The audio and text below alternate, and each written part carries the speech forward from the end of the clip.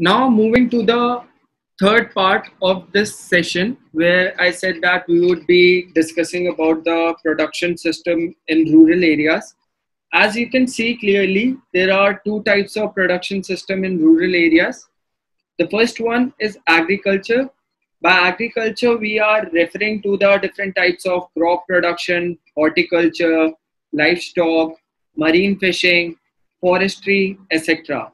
So some of the key highlights under agriculture are over 70% of the households are dependent on agriculture sector, and it is approximately contributing to 17% of India's total GDP. And lastly, it is also providing employment to over 60% of total population. The second type is non-agriculture. By non-agriculture, we are referring to the forward and backward linked activities in agriculture, individual production, or the other production services. Some of the key highlights under the non-agriculture sector is manufacturing sector in rural India is contributing to 18% to rural output, but is able to employ only 8% of the total rural workforce. Service sector is also contributing to around 27% of rural output. And by forward linkages, we are referring to the part of non-farm sector that uses agriculture output as an input. And by backward linkages, we are referring to the linkages from the farm to the part of non-farm sector that provides inputs for the agricultural production. Further, to make the concept of production system in rural areas clear, I would be taking a few examples in the form of stories. The first example is about any small scale farmer who is working really hard on his piece of land, cultivating and harvesting their produce, does not often get the price they deserve. And this is majorly due to the fact of exploitation by the middlemen.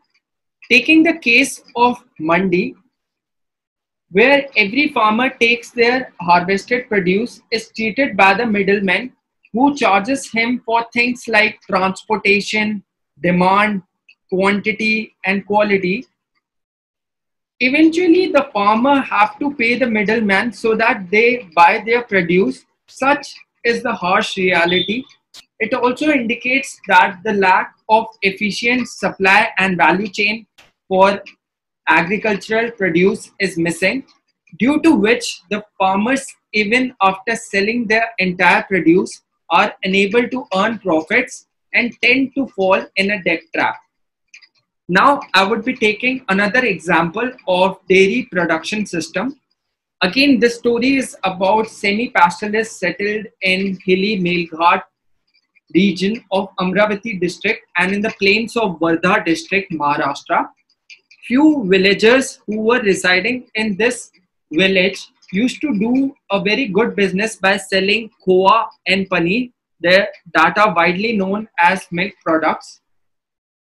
Before the pandemic, that is Corona or COVID-19, hit India, restaurants and shops used to buy from them these products at rupees 250 or 300 per kilo.